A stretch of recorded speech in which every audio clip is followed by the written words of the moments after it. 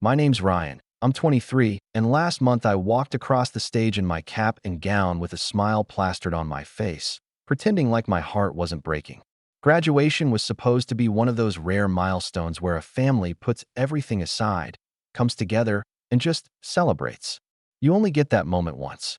But for me, it was a reminder of where I stood in the family hierarchy, always second place, always the responsible one who kept things running quietly in the background while my younger brother, Daniel, got the spotlight for doing just about anything.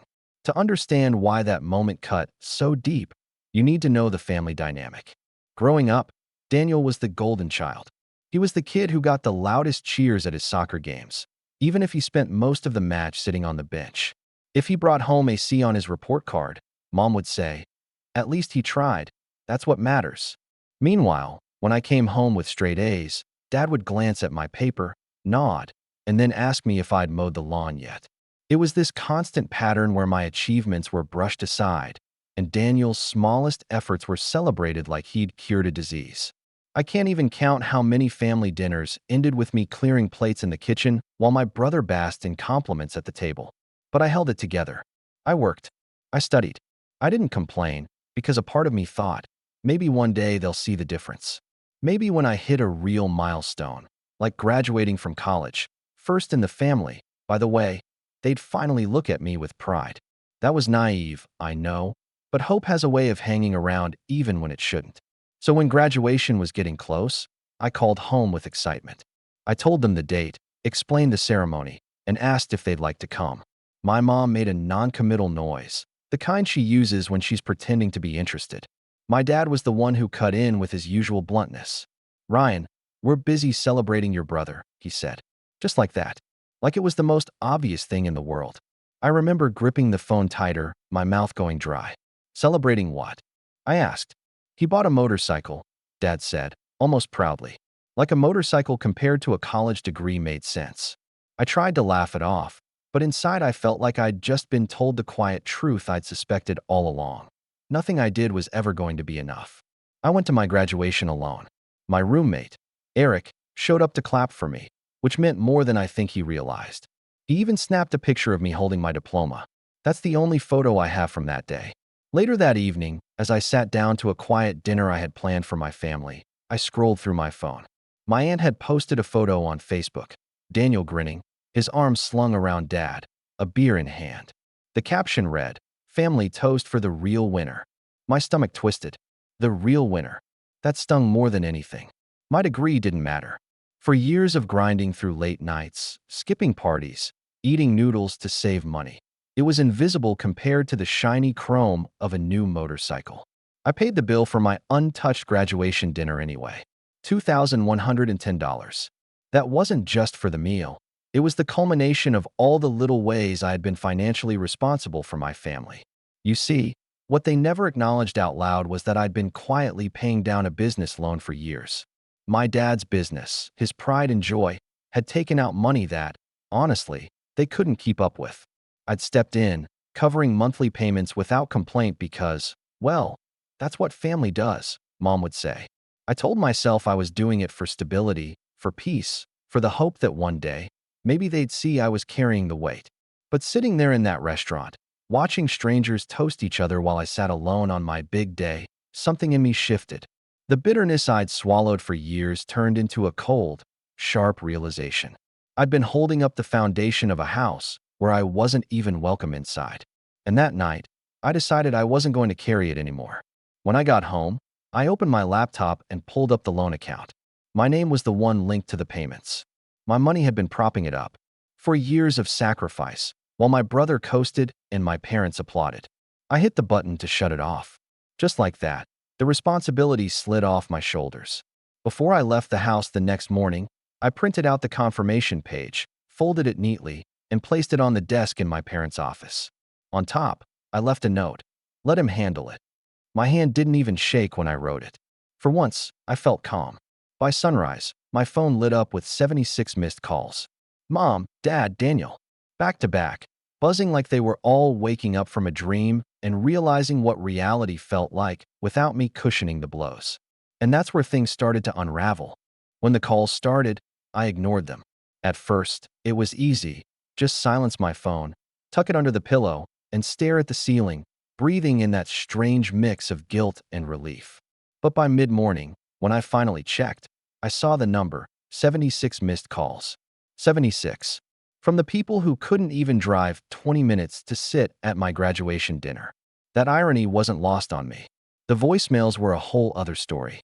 Mom's voice trembled with a practiced kind of panic, the kind she always used when she wanted something. Ryan, honey, you can't just do this. This is serious. Your father's business depends on you keeping those payments going. Call us back. The second one was sharper.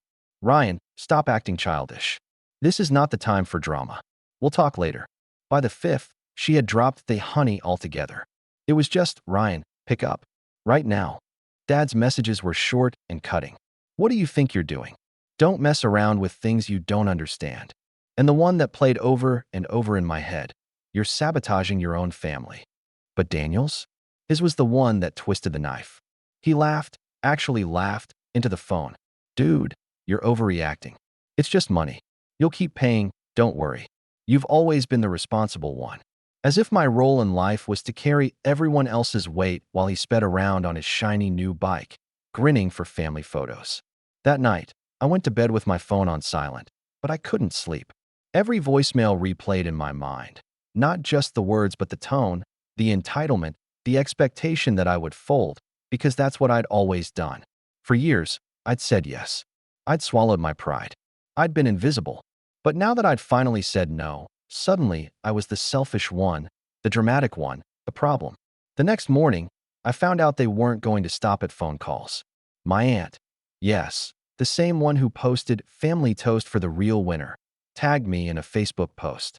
It was a photo of Daniel sitting on his motorcycle in the driveway, smiling like a kid on Christmas morning. The caption, so proud of this young man. Responsible, hardworking, always taking care of family.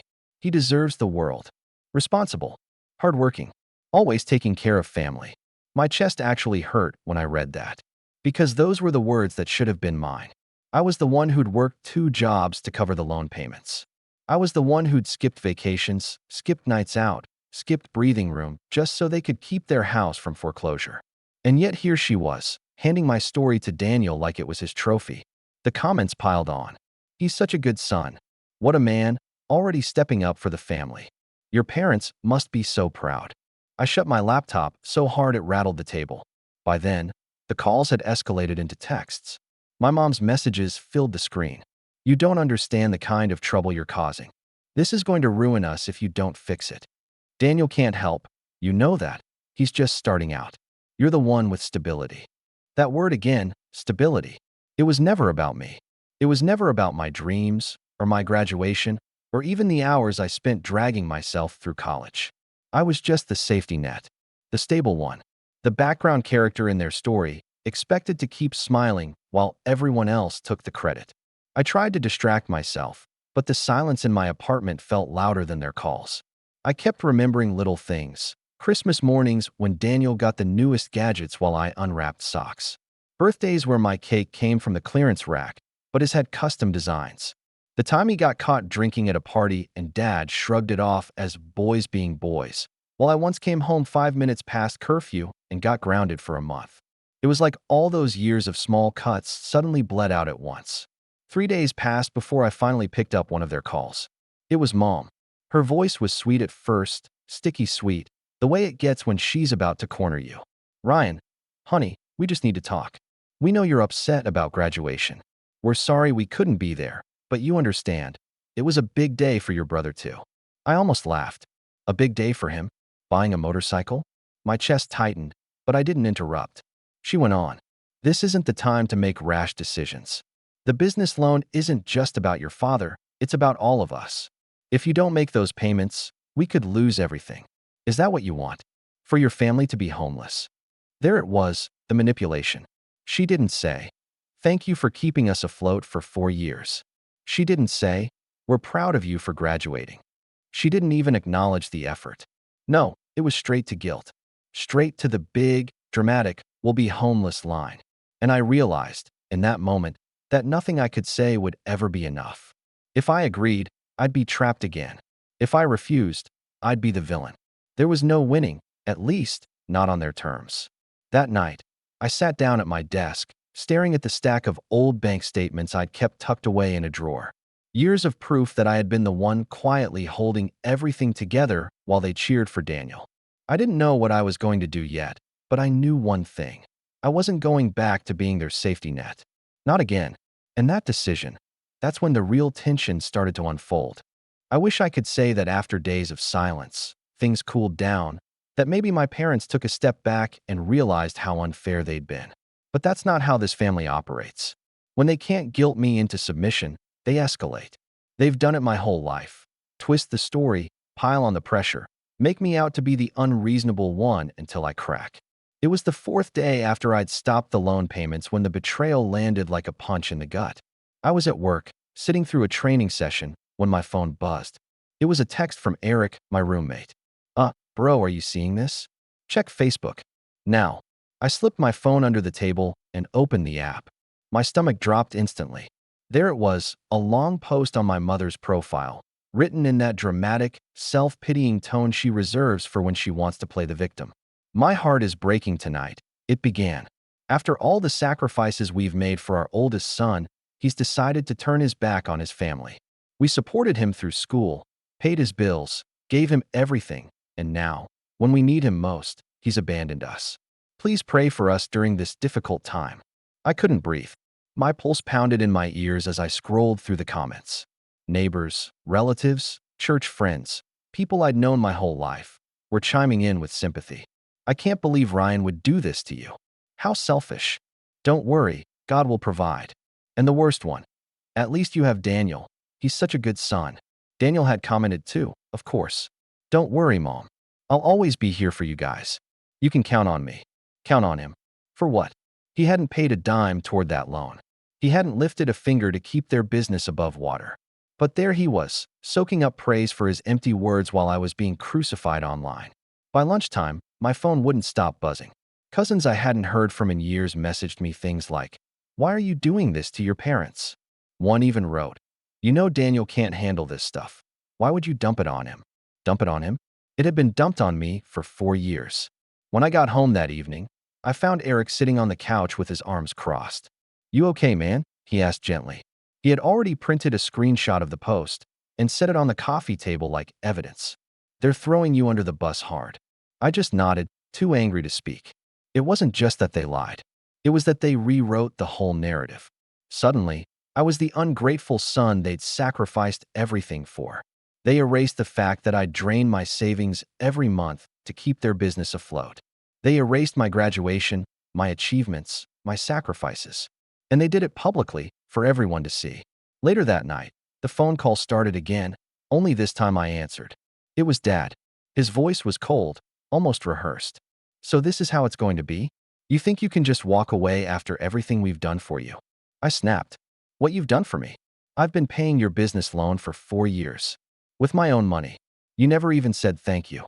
And then you have the nerve to go online and tell everyone you paid for my life." He didn't even pause. "Watch your tone, Ryan. You wouldn't have gotten through school without us. You're alive because of us. Don't forget that. That line. You're alive because of us." It was the exact kind of manipulative card they always played, the one that made me feel like I owed them everything forever. But this time, something inside me hardened. For the first time in my life, I didn't feel guilt. I felt betrayal so sharp it burned. As if things weren't bad enough. The next morning, my boss called me into her office. She looked uncomfortable, sliding her phone across the desk. "Ryan," she said softly, "I don't know what's going on with your family, but your mom called here this morning. She said you've been acting unstable, that you're making reckless decisions, and she wanted me to keep an eye on you." I froze. My own mother had called my workplace to smear me, to paint me as unreliable, to make sure if I didn't cave at home, I'd feel the pressure at work too. I muttered an apology to my boss, promising everything was fine, but my hands shook the entire day. That wasn't just manipulation. That was sabotage. That was my own mother deliberately trying to ruin the one thing I had left that was mine. My job, my independence, my escape. I went home that night and sat in the dark, staring at the wall. It hit me with brutal clarity. There was no going back after this. They hadn't just ignored my graduation. They hadn't just taken me for granted. They had actively turned me into the villain, and now they were trying to crush me publicly, privately, professionally. For the first time in my life, I didn't just feel hurt. I felt dangerous. And that's when the idea of revenge started to form.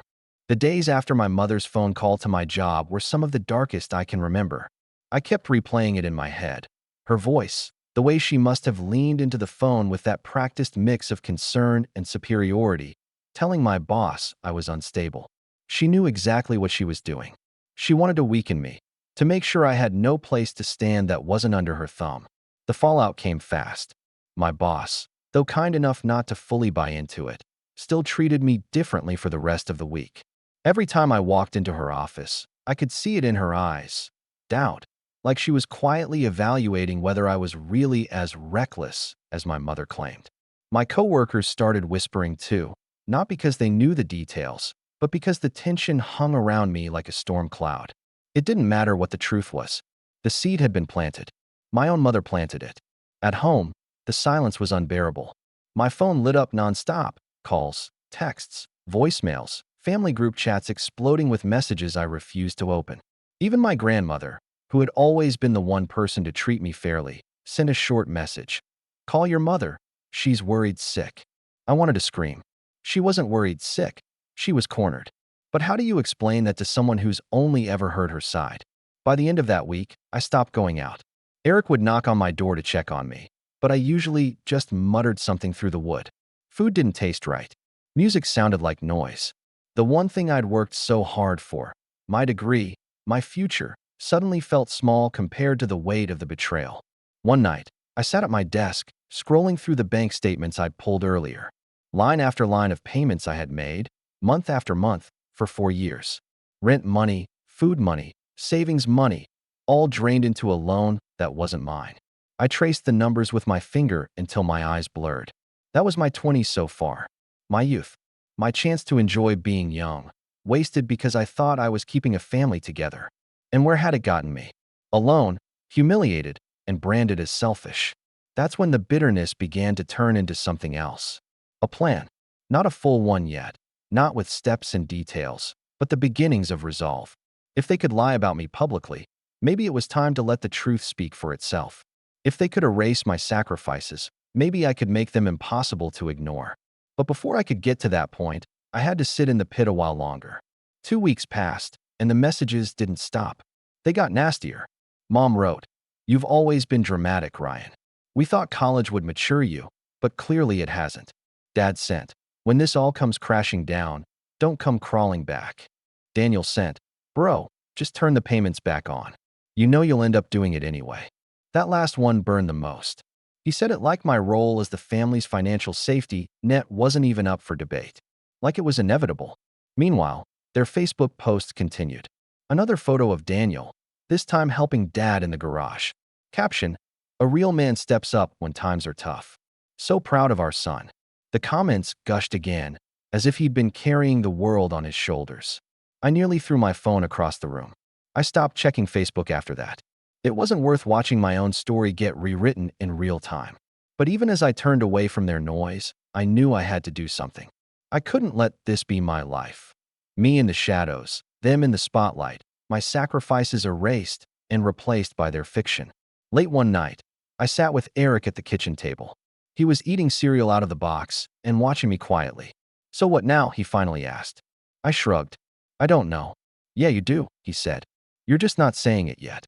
He was right. Deep down, I knew exactly what had to happen. But saying it out loud made it real. So instead, I just looked at him and whispered, "I can't keep being their safety net. Not anymore. If they want to keep lying, then they can live with the truth when it finally catches up." Eric leaned back, nodded slowly, and said nothing more. Sometimes silence says enough. For the first time in weeks, I slept through the night. Not peacefully, not dreamlessly, but with a strange calm that comes when you've finally accepted that the old chapter is closed, even if the new one hasn't begun. And that calm, that tiny seed of resolve, was the beginning of everything that came next. It's strange how once you accept that a door is closed, you start noticing other ones waiting to be opened. The first few weeks after I shut down, the loan payments were suffocating, But once I let myself stop carrying the guilt, something shifted. For the first time in years, I had extra money in my account at the end of the month. It wasn't much, but seeing those numbers not immediately drained by someone else's debt, it felt like breathing after being underwater too long. The timing couldn't have been better. My degree in finance wasn't just a piece of paper anymore. It started opening real opportunities. A former professor connected me with a mid-sized firm downtown, and after a couple of interviews, I landed an entry-level analyst position. The pay wasn't astronomical, but it was mine. No strings, no family obligations tied to it. The first paycheck I deposited felt like the most valuable money I'd ever earned, even though it was less than what I'd made scraping together side jobs during school. Because this time, I didn't owe it to anyone. Meanwhile, Eric became my biggest supporter. He'd clap me on the shoulder when I came home late, reminding me, one step at a time, man. Sometimes he'd even shove a bowl of ramen into my hands and say, eat now, scheme later. It sounds small, but after years of carrying everything alone, those little gestures felt enormous. I started to rebuild, slowly. I paid down my own student debt, something I'd barely touched because my parents' loan had always come first. I bought myself a secondhand laptop, something faster than the ancient one I'd been using since high school. I even went out with coworkers once or twice, sitting in bars I used to avoid because I couldn't justify spending $10 on a drink. Every step forward made me stronger, but it also highlighted just how much I had given up before. I thought about all the times I skipped out on things to save money, only to funnel it into my parents' business debt. I thought about the years of working double shifts at the campus library while my classmates traveled or interned. And now, I realized it wasn't that I couldn't afford those experiences, I just wasn't allowed to, because I was too busy holding up a family that would never admit it. The best part? Word started to spread through the extended family about my job. My cousin Jenna, one of the few relatives who actually believed me, messaged me on Instagram. Congrats on the new role. That's amazing. Slowly, people outside my immediate family started to see me as something other than the villain my parents painted online. Of course, Mom and Dad didn't see it that way. When they eventually found out about my new job, Mom left a voicemail dripping with sarcasm. Oh, so now you can help again. Good, we'll talk soon about the loan. The arrogance of it almost made me laugh. Even after everything, the posts, the lies, the sabotage, they still believed I'd come crawling back the moment I had steady income. I didn't return the call. Instead, I started preparing. One evening, I dug out the box under my bed where I'd been keeping every scrap of proof, bank statements, email confirmations, screenshots of payments. For years' worth of evidence that I, not Daniel, not my parents, had been the one shouldering the business loan. Looking at the neat stack of documents, I realized I was holding power for the first time. They had their stories, their lies, their public image. But I had the receipts. Literal receipts. The more I built my own life, the more I saw how fragile theirs actually was. Their business was crumbling without my support. Rumors started circulating that Dad was missing payments. One of their suppliers even called me directly, assuming I was still involved, asking about late invoices. I told him, politely but firmly, that I was no longer connected to the business. He sighed and muttered, "Figures. You were the only one who ever answered emails on time." That comment stuck with me. People were starting to notice. The cracks were widening. At the same time, I began to grow socially in ways I hadn't before. At work, I impressed one of the senior partners by staying late to fix a messy spreadsheet before a client presentation. He told me I had a good head for strategy. For someone like me, who had spent years being told I was dramatic, immature, or selfish, it was like fuel. Someone finally saw me for what I was capable of. I didn't broadcast any of this to my family. I kept quiet, let them believe I was still floundering without them. But inside, I was building momentum. Every step forward, every small win, every dollar saved, it was all stacking up into something I knew would matter later. And as I sat there one night, flipping through my stack of bank statements, a thought crystallized in my mind. They had spent years erasing me. But what happens when the erased one starts writing the story himself? I smiled to myself, tucked the papers back into the box, and thought, they won't see this coming. The first real crack in their armor came by accident. I was at work one Friday evening, wrapping up a report, when I overheard two partners talking in the hallway. One mentioned my father's company by name. My ears pricked instantly. Apparently, my dad's business had approached the firm months earlier, seeking financial advice. They'd been denied because their books were a mess. Expenses hidden, debts shuffled, payments delayed. I froze at my desk. I'd always suspected things were bad, but hearing professionals describe the company as a sinking ship waiting for a spark made my chest tighten. Later that night, I went home and opened the old loan documents again. I'd always focused on the payments, the money flowing out of my account. But this time, I paid attention to the fine print. And that's when I noticed something I'd never let myself think too hard about before. Legally, I was listed as a guarantor, not just a kind-hearted son covering bills. My signature tied me to their mess. My parents hadn't just leaned on me. They'd locked me into responsibility without ever asking if I truly understood the risk. I had been 19 when I signed, home for the weekend, Dad thrusting papers in front of me with a casual, "Just sign here so we can keep things running." Back then, I'd been too eager to prove I was trustworthy, too desperate for their approval. I signed without reading every clause, and that mistake had cost me years. But now I was older, wiser, and sitting on years of proof that I hadn't just been helping out. I'd been exploited. I started quietly talking to contacts at work, not directly about my family, but in general about loan guarantors, small business liability, and what happens when payments stop. One of the senior associates, a woman named Lisa, leaned back in her chair one afternoon and said something that clicked. When people misuse guarantors, it almost always comes back to bite them. Courts don't like manipulation, especially if there's documentation. Documentation. That word echoed in my head as I pictured the neat stack of bank statements under my bed.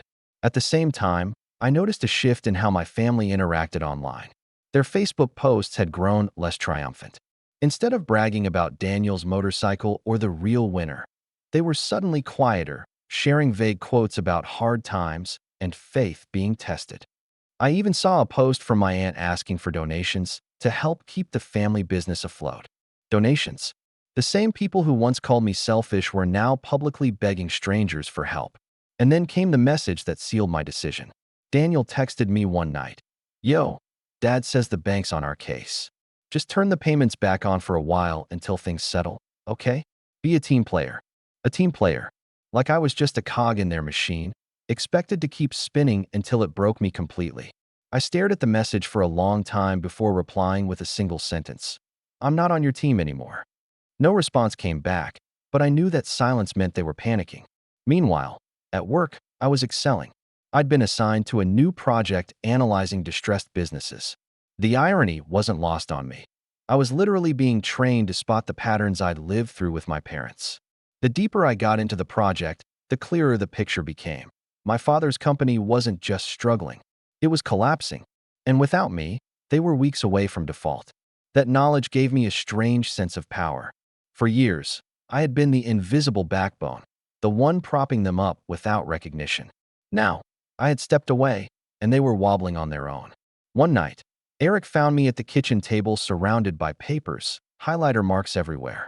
"You're plotting," he said flatly. "Preparing," I corrected. He raised an eyebrow. "For what?" I tapped the stack of bank statements and said, "For the day they try to drag me back down with them. Because they will. And when they do, I'm not going to be the quiet son who just takes it anymore. I'll have everything I need." Eric grinned. "Good. About time." It wasn't just preparation anymore. It was strategy. Every email, every statement, every signed document went into a folder, organized by date. I backed it all up on a drive. I even started writing a timeline of events, from the moment Dad first shoved those papers in front of me to the night I shut off the loan payments. Piece by piece, I was building not just a defense, but leverage. And the best part? They had no idea. To them, I was still the weak link, the son sulking in silence, too immature to face reality. They thought they had the upper hand.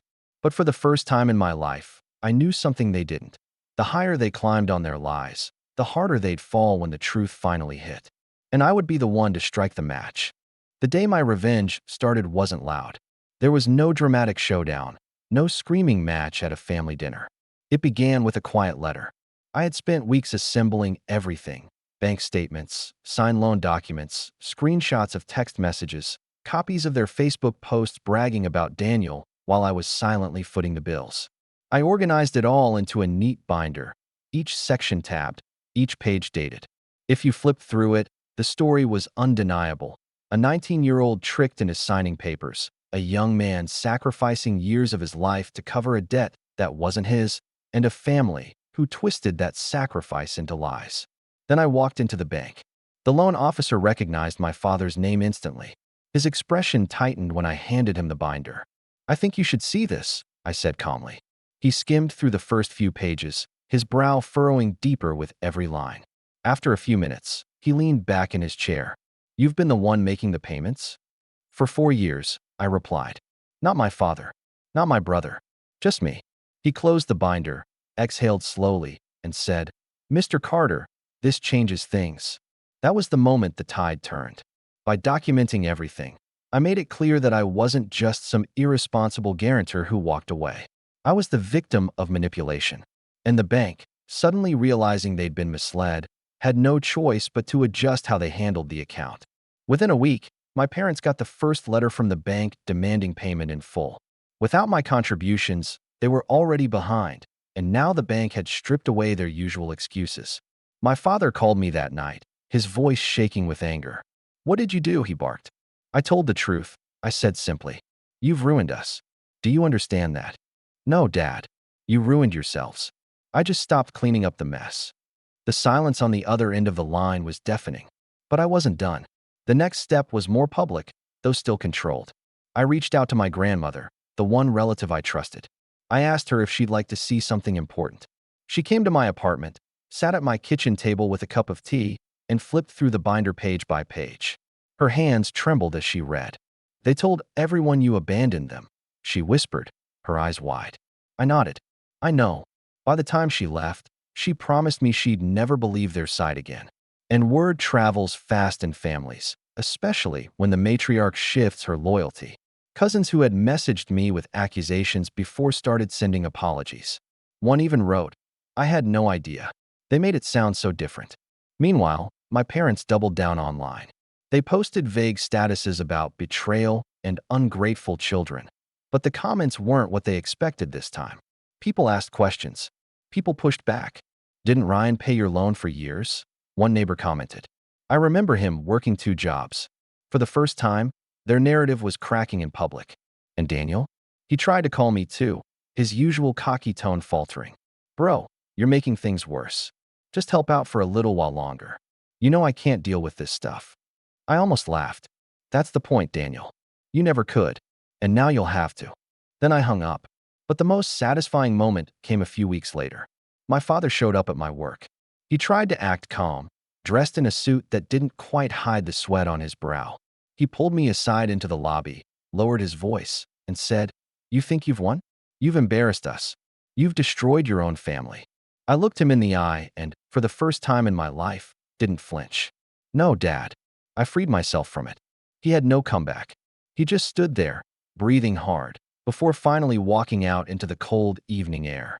And as I watched him go, I realized the revenge wasn't about humiliating them. It was about reclaiming my life. They had built their comfort on my silence, and I had taken that silence away. That was the strike they never saw coming. Still, I knew there would be fallout. Their business was unraveling, their reputation was slipping, and their grip on the family narrative was broken. And part of me couldn't help but wonder, how far would they go now that the mask was cracking? The fallout came faster than even I expected. Within a month, the bank officially seized control of my parents' business. The loan I had been propping up for years was now in default, and without me shielding them, there was nowhere left to hide. The small storefront that had once been my father's pride sat shuttered, a "For Lease" sign slapped across the window. Neighbors whispered, customers drifted away, and the business that had consumed our family's entire identity was gone. At first, my parents tried to spin it. On Facebook, they wrote posts about how the economy is cruel and how not everyone understands the sacrifices we've made. But the comments section was no longer a chorus of sympathy. People had seen the cracks, heard the whispers, and more than a few had quietly heard my side of the story from my grandmother. The tone had shifted. Instead of "We're praying for you," there were questions. Didn't Ryan pay your loan for years? Why didn't Daniel step up? The once tight shield of public image was breaking. Daniel, of course, tried to play the victim too. He sold the motorcycle that had once been the shining jewel of his existence, claiming he was making a mature decision for the family. But by then, no one was buying the act. Without the spotlight and praise, he looked like what he always had been, entitled and unprepared. For me, life kept moving forward. My job blossomed into a promotion faster than I anticipated, thanks to the distressed business project I'd been working on. It turned out my personal scars had made me sharp, observant, and relentless in spotting financial manipulation. My bosses noticed. By the end of the year, I wasn't just stable, I was thriving.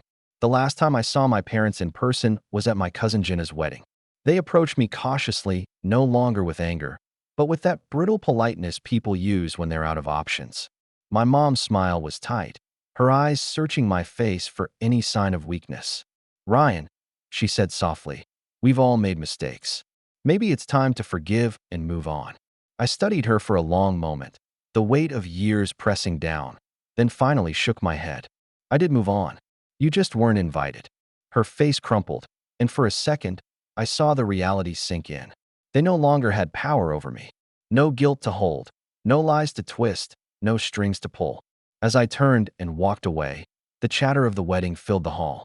Laughter, music, glasses clinking. It felt like the sound of a life I had finally claimed for myself. And that's when it hit me. Revenge hadn't been the binder, or the bank, or even the collapse of their lies. The real revenge was standing tall while they were left scrambling in the ruins of a world they had built on my back. I left the hall with my head high, and for the first time in years, the air felt light. Final line. As I stepped outside into the cool night, I whispered to myself, "Let him handle it." And this time, I knew they finally understood what that meant.